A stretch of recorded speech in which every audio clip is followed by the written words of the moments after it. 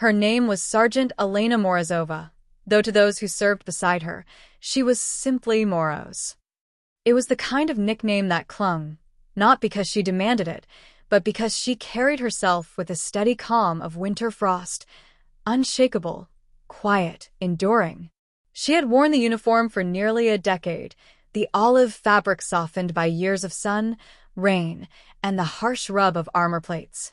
Beneath its weight, she was not just a soldier, but a woman who had carried silence through battles, grief through nights, and dignity through laughter that wasn't always kind. Elena's life had not been one of ease. She had grown up in a small town tucked between forests and rivers, a place where silence was often the loudest companion. Her father had been a mechanic, his hands forever scarred with oil, while her mother stitched uniforms at the local factory. Their world was simple, yet heavy with unspoken expectations: survive, endure, provide.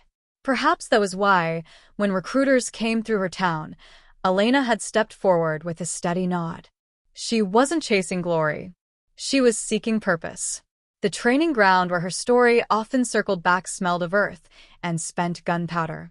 Dust clung to boots, and the sun bore down without mercy. It was there she had learned to steady her breath, to still her heart until the world shrank to the narrow line of a rifle sight. The weapon she was issued was not new. The paint was worn, the stock chipped, and the scope bore scratches that blurred its edges. Others had laughed quietly, some not so quietly. But to Elena, it was a companion. She ran her fingers along its patched tape as one might touch an old scar, not with shame, but with recognition. She remembered one morning in particular, dawn light spilling gold across the range, boots thudding on gravel, the sound of voices rising like restless birds. She had stepped into the clearing with her rifle slung over her shoulder, tape bright against the barrel, and heard the muffled snickers from behind. They weren't cruel so much as careless, soldiers filling silence with a sound of mockery. Elena did not flinch. She had learned long ago that strength was not in answering every voice, but in choosing which ones deserved an answer. Her strength, however, had not always felt like strength. There were nights when her hands trembled against the wood of her bunk, memories of sudden blasts and fractured cries echoing in her ears. She carried the faces of those who hadn't returned, friends who had shared cigarettes under starless skies, comrades who had spoken of their families with half-smiles before fading into silence.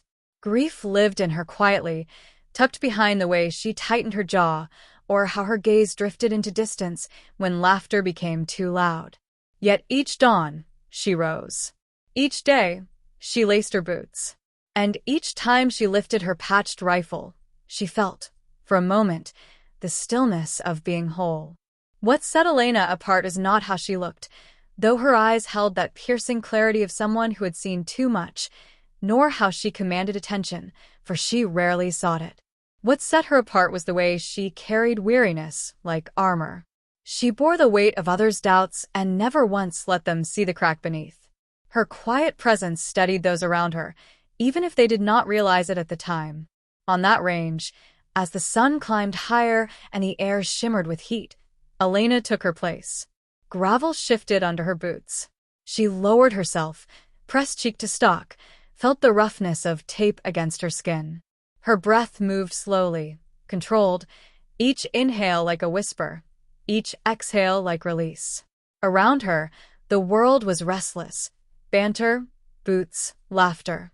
But inside her scope, the world was narrowed to a single point 2,000 yards away. There was something sacred in that stillness.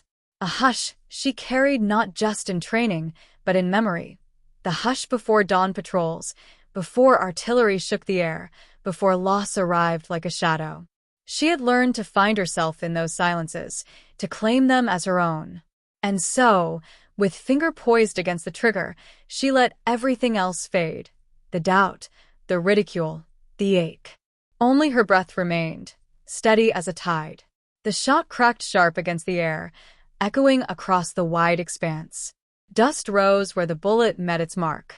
For a moment, silence followed. Then another shot, and another. Each one steady, unshaken. Behind her, the laughter faltered, replaced by stillness. By the time the 10th shot rang out, even the air seemed to hold its breath. Elena rose slowly, brushing dirt from her knees. She did not look back at the faces behind her. She did not need to. She already knew the silence that followed was no longer mockery, but recognition. Respect was not always shouted. Sometimes it was simply the absence of laughter. Later, when the day folded into dusk, she would sit quietly by herself, her patched rifle resting across her knees. She would run her fingers once more along the tape and let a small, private smile rise at the corner of her lips. Not because she had proven them wrong, but because she had proven herself right. Elena was more than her rifle, more than the scars stitched into her memory. She was the steady frost that endured long after the laughter faded, the quiet strength that stood unbroken. And in that, there was something unshakably beautiful. The barracks at night were never truly quiet. Even when the lights dimmed and boots were lined in perfect rows beneath bunks, the air carried restless murmurs, snatches of laughter, muffled sighs, the uneasy shifting of those who sought sleep but could not find it. Elena often lay still through those hours, her gaze fixed on the ceiling above, listening to the hum of generators and the faint rustle of wind pressing against the tin walls. To others, her stillness looked like calm. To her, it was a battle all its own. Sleep was a rare visitor. Too often, her body jolted awake at sounds that weren't there, a phantom blast, a cry that belonged to someone long gone, the metallic slam of doors closing hard. Sometimes her hands would tremble as if clutching a rifle that wasn't there. She would press them against the mattress until the shaking passed, staring at the faint outlines of the room until the darkness felt less like a trap and more like a companion. In those hours, she thought of home, the soft murmur of her mother's sewing machine, the scent of oil on her father's jacket, but even those memories had edges. The distance between who she had been and who she was now felt impossible to bridge. The days were easier to hide within. Duty filled the hours with structure, marches, drills, the weight of gear pressing against her shoulders, the metallic tang of sweat on her lips. Her body obeyed the rhythms of discipline, even when her mind resisted. Yet struggle crept in through the cracks, disguised not only in exhaustion, but in the invisible weight of expectation. Around her, laughter sometimes came at her expense. The patched rifle, the quiet demeanor, the way she never pushed to speak first, these became targets for teasing. Most of it was careless, a soldier's way of filling silence with words sharper than they knew. But Elena felt each one like a stone in her chest. She never argued. She had seen what anger could do in the field, how it clouded judgment, how it left openings no armor could protect. Instead, she swallowed the words, let them dissolve somewhere deep inside where no one else could reach. She told herself it didn't matter, but in truth it did. It mattered on long marches when boots rubbed blisters raw. It mattered when her body shook from fatigue, but she forced herself forward. It mattered most in the quiet hours, when laughter echoed in her mind louder than the sound of gunfire ever had. There were days when the struggle felt heavier than the gear strapped across her shoulders. Once, after a long day on the range, Elena lingered behind while the others packed up, their chatter drifting away with the sinking sun. Alone, she sat cross-legged on the dirt, her patched rifle laid gently across her lap. Her eyes traced the horizon, where the sky bled orange into violet. The silence pressed against her, vast and unyielding. For a moment, she let her head fall forward, forehead resting against the stock. She did not cry. Tears had long since become a rarity, but her chest rose and fell with a heaviness she could not release. She thought of those she had lost. Ivan, whose jokes carried them through nights so dark even the stars seemed to vanish. Sophia, who had written letters home with careful, looping script, always folding them twice before tucking them into her pack. They were gone, but their laughter, their voices, their presence still lingered in Elena's mind, as real as the dirt beneath her boots. It was a weight and a comfort both. To carry them meant she was never entirely alone. To carry them also meant she was never entirely free. Her struggle was not just grief. It was the quiet war of identity, the shift from soldier to survivor, from comrade to solitary figure. She wondered sometimes who she would be when the uniform no longer wrapped around her shoulders, when the rifle was set aside for good. The thought unsettled her. The world beyond service felt distant, foreign. Civilian life carried promises of peace, but peace, she had learned, was not the same as stillness. Peace was not the absence of conflict, it was learning how to live with what the conflict left behind. And yet, beneath the weight, there was a stubborn thread of resolve. She rose each morning with her boots tied tight, her uniform pressed, her chin steady. She faced the laughter without reply, not out of weakness, but out of choice. She endured sleepless nights without surrender, her body carrying her forward when her spirit faltered. Each step, each breath, each moment she refused to break was a victory too small for others to see, but vast within her own heart. As dusk settled again one evening, Elena stood at the edge of the range, her silhouette dark against the fading sky. The wind tugged at her hair, carrying with it the scent of dust and spent powder. She lifted her rifle, feeling the familiar roughness of tape beneath her fingers. She did not fire it. She only held it close, letting the weight remind her of all she had survived, all she continued to survive. The struggle was not over, it would never be fully over, but she had learned to carry it. Like scars, like laughter that cut deep, like silence that never quite left. And in that carrying, there was a strength no one could mock away. The morning began with a pale mist that clung to the training grounds, softening the edges of the barracks and blurring the line between earth and sky. Boots pressed damp soil, leaving prints that would vanish once the sun rose higher.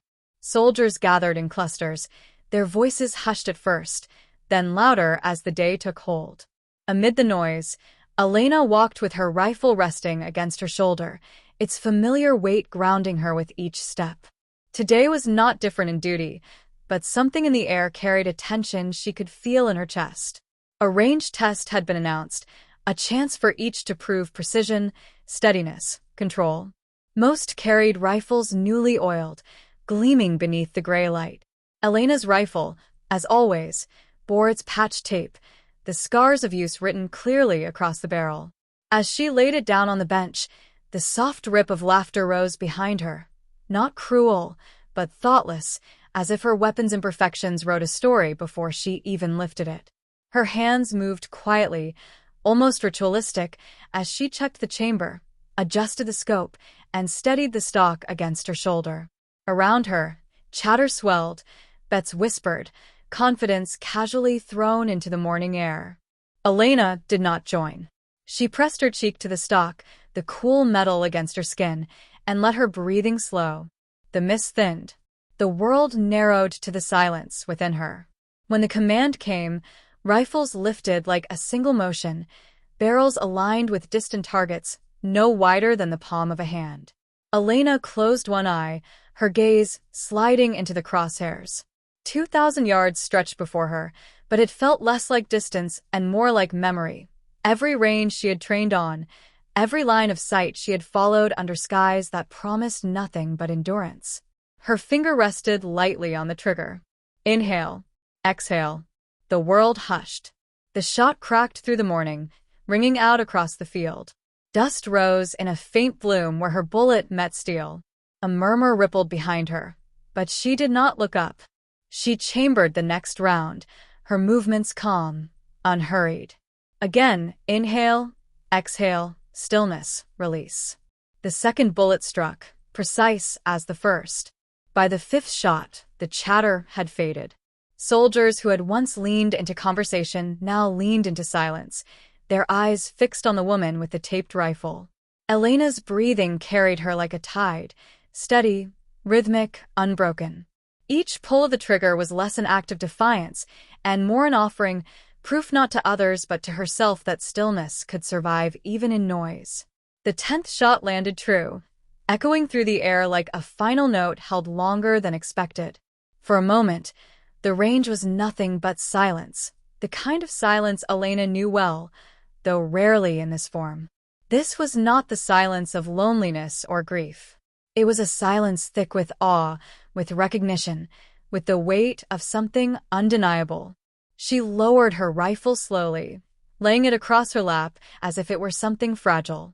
Her hands, calloused yet steady, brushed lightly against the tape. She did not smile, nor did she search the faces around her.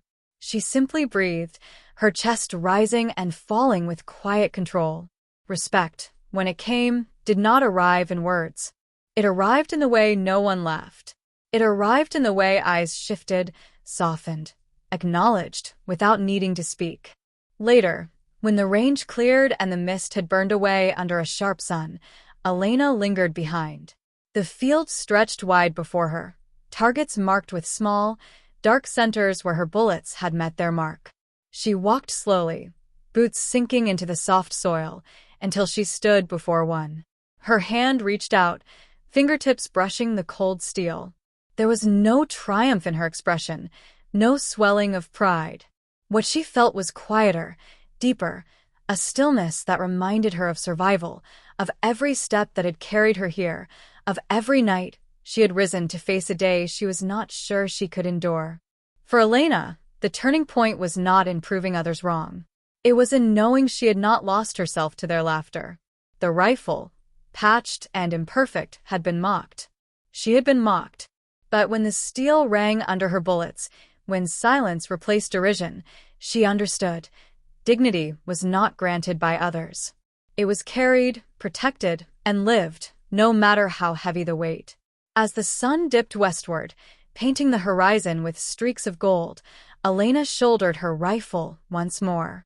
The tape caught the light, no longer a mark of ridicule, but of endurance. She walked back toward the barracks, her shadow stretching long across the earth. For the first time in many months, her steps felt lighter. Not because the struggle was gone, but years later, the rifle no longer rested against Elena's shoulder. It sat in a case tucked away in the corner of her small home, its barrel still wrapped with that same worn tape, untouched yet never forgotten. When visitors came, neighbors, friends, the occasional curious child, she never drew it out. Not because she was ashamed, but because it had already spoken all the words it needed to. The rifle belonged to another chapter of her life, one she carried within her even when her hands were empty. Her mornings now were quiet in a way they had not been for years. The first light of dawn fell gently across her wooden kitchen table, illuminating the steam that curled from her tea. She liked those early hours best, the hush before the town awoke, the sound of sparrows stirring outside her window, the scent of fresh earth after a night of rain. It was not the silence of the barracks or the tense quiet of the range. This silence held warmth. It was living, breathing, soft. Yet even here, with the world stilled around her, echoes remained. Some nights, her body woke before her mind, startled by a sound she couldn't name. Some mornings, her gaze drifted to the horizon, searching for movement that wasn't there. The past was not something she could set aside, like a folded uniform. It lived in her, sometimes heavy, sometimes gentle, always present.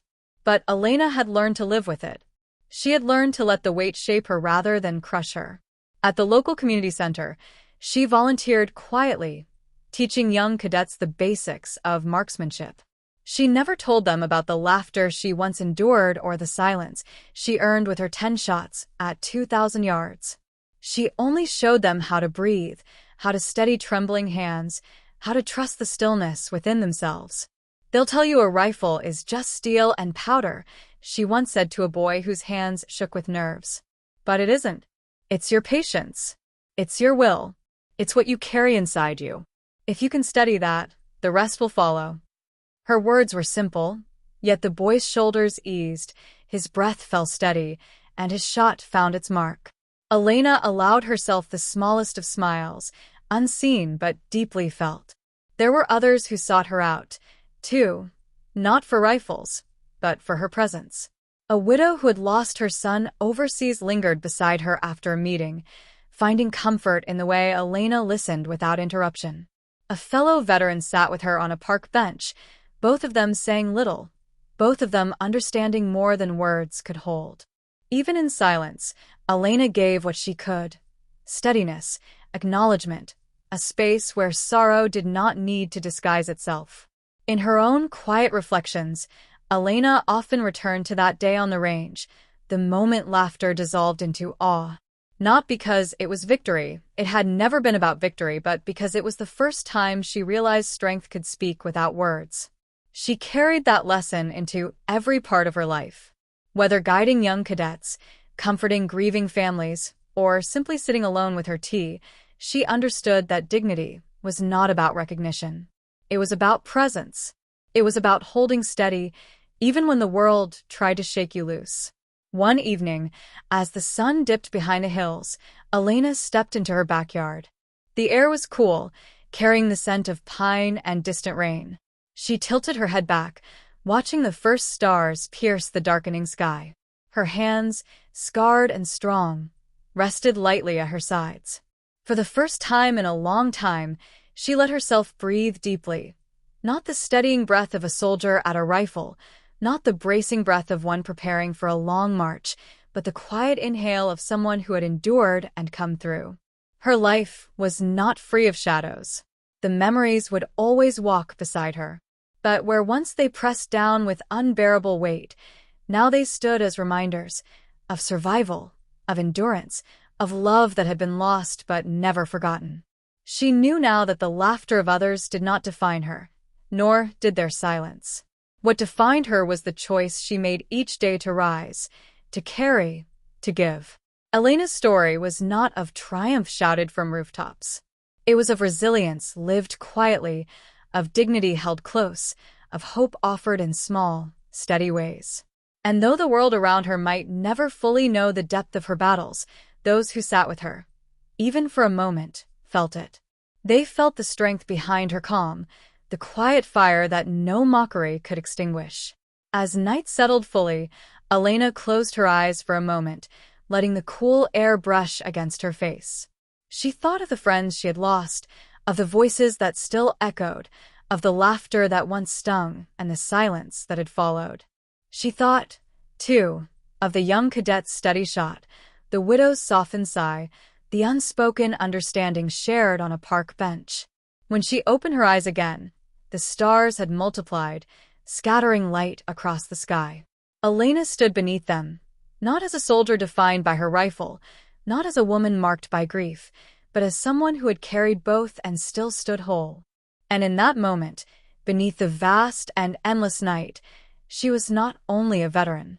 She was a beacon, quiet, steady, enduring, guiding others through their own shadows, reminding them that even broken things could hold remarkable strength.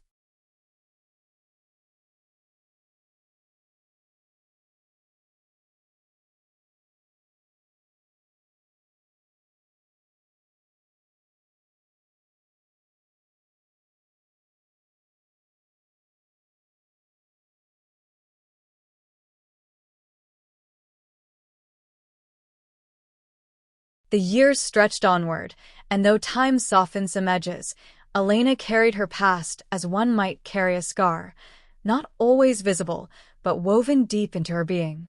Each day unfolded with quiet rhythms, her morning tea, the garden she tended with calloused hands, the slow walks through familiar streets. Yet beneath the calm exterior lay a life still marked by echoes, each one surfacing at unexpected moments like ripples across still water. On a gray autumn morning, the community center called again. They asked her to speak at a remembrance service for the fallen. An honor, they said, though Elena did not see it that way. Honor, in her mind, belonged to the names carved into stone, to the faces she still saw in her dreams. Her place, she believed, was in the background, a listener, a witness, one who remembered quietly without drawing eyes toward herself. Still, she agreed. Not because she craved the attention, but because she understood silence had weight too, and sometimes it had to be broken. Not for herself, but for those who could no longer speak. The night before the service, Elena sat alone at her kitchen table, pen hovering above an empty page. The clock ticked softly in the corner. She thought of what she could say, What words could possibly honor lives far greater than her own? No speech felt enough. Words were fragile things, too small to carry the enormity of loss, too delicate to hold the weight of memory. Her hand trembled slightly as she began, not with rehearsed lines or lofty phrases, but with the truth as she had lived it. "I am not a poet," she wrote, "and I am not a leader. I am only someone who stood among them, those who laughed, those who fought, those who never came home. What I remember most is not their strength, though they were strong. It is their humanity, their jokes, their flaws, their stubbornness, their kindness. To speak of them is to remember that they were not statues, not medals, not names etched in marble. They were alive. They mattered. And they still matter." The following evening, the hall was filled with people, families clutching photographs, veterans standing with stiff shoulders, children too young to understand the full weight of the occasion. Elena stood near the front, her palms pressed together, her breath steady but deliberate. When her name was called, she rose slowly, the scrape of her chair echoing louder in her mind than in the room. At the podium, the faces blurred into a soft sea of eyes, each carrying its own story of grief or pride. She read what she had written, her voice even, carrying not the tone of a speech, but of a conversation, a remembering spoken aloud. No grand declarations, no soaring rhetoric. Just fragments of truth, wrapped in the sincerity of someone who had walked beside those she honored. When she finished, there was silence, not the awkward silence of emptiness, but the stillness of people holding their breath, letting the weight of her words settle into them. Then came the soft rustle of movement, the quiet nods, the wet eyes glistening in dim light. Elena bowed her head once, then stepped down, relieved to return to the shadows. But even there, she was not alone.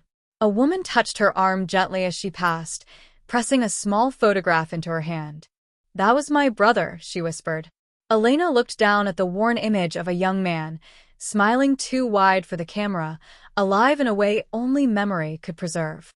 She met the woman's eyes, nodded once, and returned the photo with a care that said what words could not. After the service, Elena lingered by the doors, watching families embrace, veterans clasp one another's shoulders, children gaze curiously at the flags and flowers. She did not linger to receive thanks.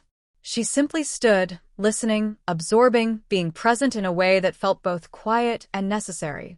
Later, at home, the evening stretched still and long. The stars emerged above her small backyard, sharp against the velvet dark. Elena sat on the porch with her hands wrapped around a mug of tea, still warm against the autumn air. The memory of the hall lingered, the hushed voices, the glint of photographs, the way silence had carried more than applause ever could. She realized then that remembrance was not just an act for others. It was also a bridge for herself. In speaking aloud, she had carried her memories into the world, refusing to let them fade into shadows. And though the act had exhausted her, it had also steadied her, like the slow, calming rhythm of breath behind the scope of a rifle. For the first time in many years, Elena felt not only the burden of memory, but its gift. Each life she had carried within her was not simply a weight but a light, guiding her through the long corridors of her days. Their absence would never stop aching, but their presence would never stop shaping her either. As the night deepened, she set her empty cup aside and closed her eyes. The wind stirred gently through the pines, carrying with it the faint scent of rain. Somewhere in that soft sound, she heard them, not as ghosts, not as shadows, but as voices woven into the fabric of her life, steady, enduring, alive in her stillness. And Elena, beneath the vastness of the night, felt not alone, but part of something enduring, something that would outlast her, as it should. Winter crept in slowly, the kind that made the world feel muted, wrapped in soft grays and silvers. Elena had grown accustomed to the hush of her days, the kettle whistling on the stove, the slow rhythm of her pen scratching across paper, the creak of the porch beneath her steps. Life had become steady, gentler than the years behind her, but still carrying within it a quiet current of purpose. On a brisk afternoon, She walked to the local school where she had been invited to speak. The request had surprised her. Children wanting to hear from someone like her, not for stories of war, but for lessons of resilience. She carried no notes this time, only a folded photograph in her pocket and the weight of her memories. The classroom smelled faintly of chalk and winter coats drying on hooks. Rows of young faces turned toward her, curious, expectant, unaware of the full measure of what they asked. Elena did not want to give them tales of sorrow heavy enough to dim their bright eyes. Instead, she offered them what she believed they could carry, the truth softened into something that could inspire rather than overwhelm. "When I was younger," she began, her voice steady and warm, "I thought strength meant never bending, never breaking. But life taught me otherwise. Real strength is not about standing tall all the time. It's about finding the courage to stand again, even after you've fallen." She told them about moments that tested her, not in the battlefield, but in the quiet after, when loneliness pressed hardest, when memory lingered sharp and unrelenting. She did not speak of rifles or ranks, but of friendship, of loss, and of the stubborn will to keep living with dignity. The children leaned in, listening with the kind of attentiveness only the young can give, unguarded and pure. One boy raised his hand timidly. "Were you afraid?" he asked. Elena paused, the photograph in her pocket warm against her palm. She met his eyes and answered softly, "Yes, many times. And that's all right. Being afraid doesn't mean you are weak. It means you're human. What matters is what you do with that fear." After the talk, the teacher thanked her, and the children clapped shyly, some smiling, others still deep in thought. Elena left with a lightness in her chest, a sense that her story, fragmented though it was, had planted something small, perhaps seeds of understanding that would bloom long after she was gone. That evening, she returned home to her quiet house. The wind rattled softly against the windows, and the first flakes of snow began to fall, catching in the porch light. She sat at her table, took out the photograph she had carried all day, a picture of her squad, young and grinning, arms slung around one another as though the world could never touch them. Their faces, frozen in laughter, filled the room with a warmth that silence could not erase. She traced the edges with her fingertip, feeling both the ache and the comfort of remembrance. "You are still here," she whispered, not to the photo but to the air around her, as if they could hear. Perhaps, in some way they could. Later, as the fire crackled softly in the hearth, Elena took out a journal she had been keeping. She wrote not for herself alone, but for whoever might one day find her words. Stories of friendship, fragments of lessons learned, reflections on pain and healing, all of it recorded with care. She did not try to polish the memories into grandeur. She left them raw, honest, and human, trusting that truth was enough. The act of writing brought her peace. Each page filled was another way of ensuring the lives she carried within her would not fade when her own voice went quiet. She thought of the children in the classroom, of the woman at the remembrance service, of the countless faces who had crossed her path, each touched by the same invisible thread of shared humanity. As the night deepened, she closed the journal and set it gently on the table beside her. Outside, snow blanketed the world in silence, softening every edge. She stepped to the window and watched it fall, tiny flakes swirling like whispers from the sky. In that stillness, she felt something shift inside her. Not an ending, but a deep settling, as if her journey had reached a place of calm she had been walking toward for years. She no longer feared the weight of memory. It had become her companion, her guide, her quiet legacy. Elena stood there for a long while, the glow of the fire at her back, the hush of the snow before her. And in that moment, she understood something simple yet profound. She had carried the voices of the past not as a burden, but as a gift to the future. Her story, though shaped by loss, was not defined by it. It was defined by endurance, by the quiet courage to live, to remember, and to share. And as the snow continued to fall, blanketing the world in stillness, Elena allowed herself a small, gentle smile, one that held both sorrow and grace, and the quiet strength of a life fully lived.